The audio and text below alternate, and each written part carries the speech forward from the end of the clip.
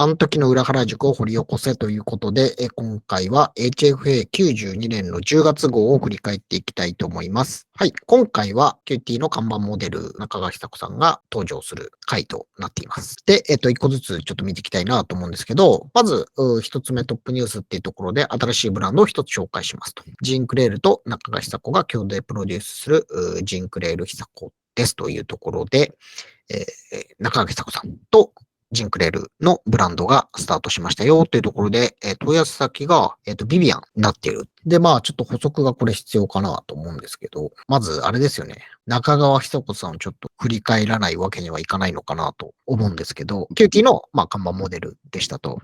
で、文化の在学中に YM の細野さんのところでバイトをしていたら、岡ひとみさんに目をかけられてモデルデビューしたというところで、まあ、本当にヒロシさんとか2号さんとかジョニオさんとか、ひとみさんにフックアップされた中の一人で、まあファッションモデルもやっていたんですけど、ビビアンのショーにも出たっていう過去があるはずなので、ここで、ビビアンのお店で取り扱うっていうような形になってるんじゃないかなと思います。で、実はメジャーフォースからもデビューしてますよね。オーキッズね。オーキッズ、はい。として、中地さんとか、高木さんとか、工藤さんとかがプロデュースして、アーティスト活動も行っていたと。で、ジンクレールは、まあ、僕も名前ぐらいしか全然知らないんですけど、まあ、GQ とかやってた人っていうイメージかな。防具とか多分その辺の、なんかいわゆるファッションのご意見番みたいな人のはずですと。だからその宝島っていうか、そのキューティーのこう専属モデルっていうか看板モデルっていうところで結構その、まああの雑誌の顔になるっていうモデルに求められるのが、結局その個性というか、そのちゃんとバックボーンというか背景に音楽だったりとか、カルチャー部分っていうのが必然になってくるっていう、結構レベルの高い人じゃないと、キューティーの看板モデルにはなれないっていうところではあったんじゃないかなっていう感じがするよね。はい。ということで次行きます。で、左側、前にもこのページ紹介したことからブランド。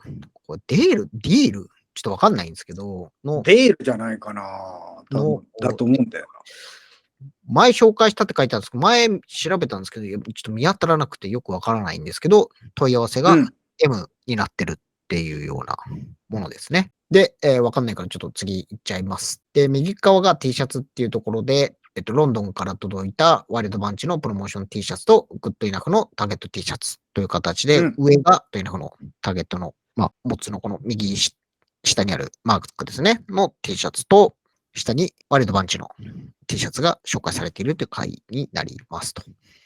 で、ターゲット T シャツに関してはもう、モッツの象徴で、そうです。で、クプリント入ってんのが、トーキンバウトマイジェネレーションって書いてあるから、もう完全にこれ、風のマイジェネレーション、曲の歌詞がそのままプリントしていて、だからもう本当モッツとか直結のこう仕様になってんだけど、で、マイジェネレーションの G がグッドイナフの G になってるのがまたおしゃれだよね。まあ92年でもこれを出してるのはかっこいいっていうか、ちょっとアメカジがこう、ぐっとこう、注目を集めて、若干こう、UK、イングランド勢が、ちょっと、陰り始めたぐらいの感じだったけど、やっぱまだまだ、やっぱこのワイルドバンチの T シャツもそうなんだけど、UK のこう、そういうカルチャーとか、ムーブメントみたいなものは、やっぱかっこいいよね。そうですね。で、まあ多分今回メインと言ってもいいんじゃないかなっていうのがこのワイルドバンチの T シャツかなって気はしていて。これはもうオフィシャルだけど、ワーナーブラザーズの完全パロディっていう仕様がこう時代を感じるというか、はい。ワイルドバンチ、ワーナーブロスをワイルドバンチにして、で、バックスバニーもそのまま使ってみたいな。で、なんかここのキャプションにもあるように、プロモ T シャツで、白とはプリントの大きさ違いの黒っていうのはまた面白いよね。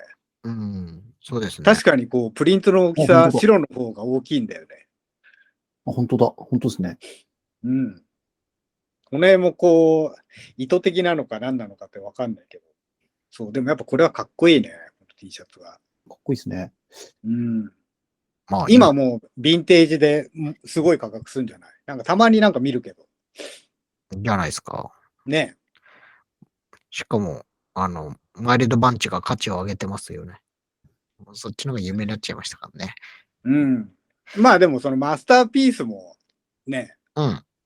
そうですね。これの形、さらにこれをオマージュした形っていうはい。のをまあ出して M るからなんで、これ W ひっくり返して、そうそう、B もね、下の B のやつを、ロゴをこう変換しやすいから。そうで、かっこいい S、これ S に変えてマスターピースサウンドの MS ですね。あ、そうだ、マスターピースサウンドの S か。はい。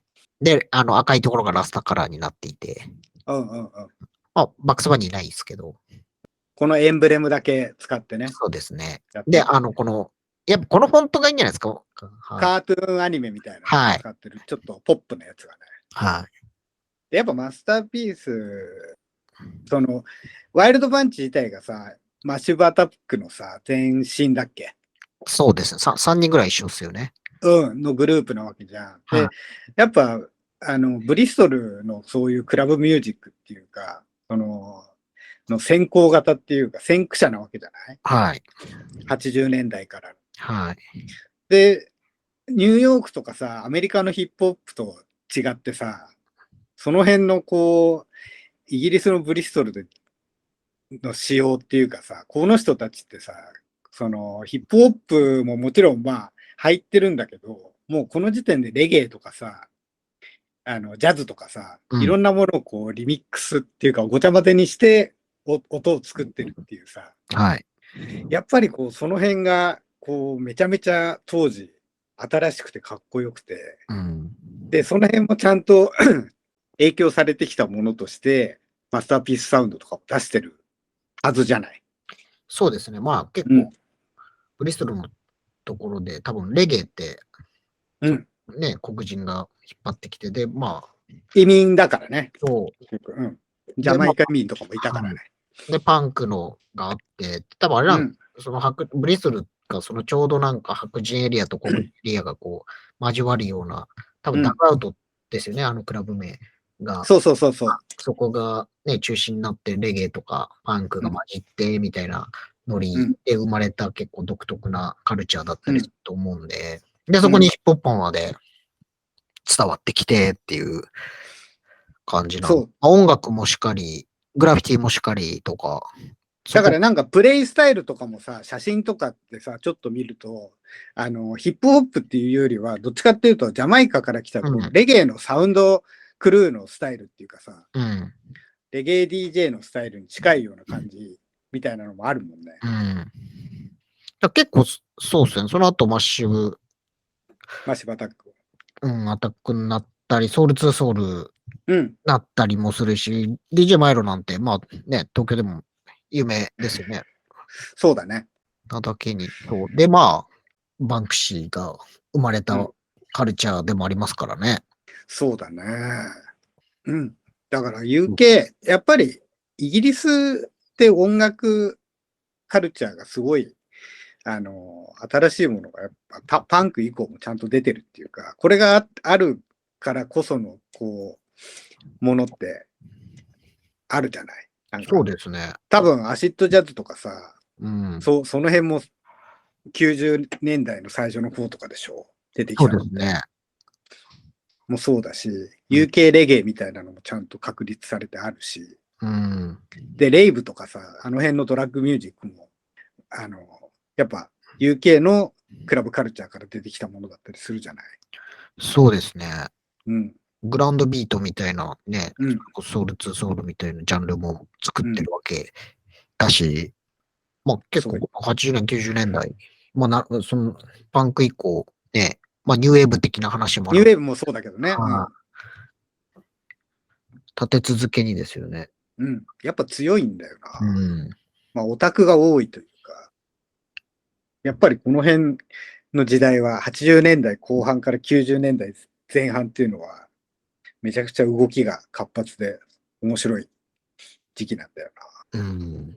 クラブとかも盛り上がったもんね。盛り上がってたもんね。東京とかっていうか、その日本各地でもね。うん。僕そこを経験できてないんですよね。ああ。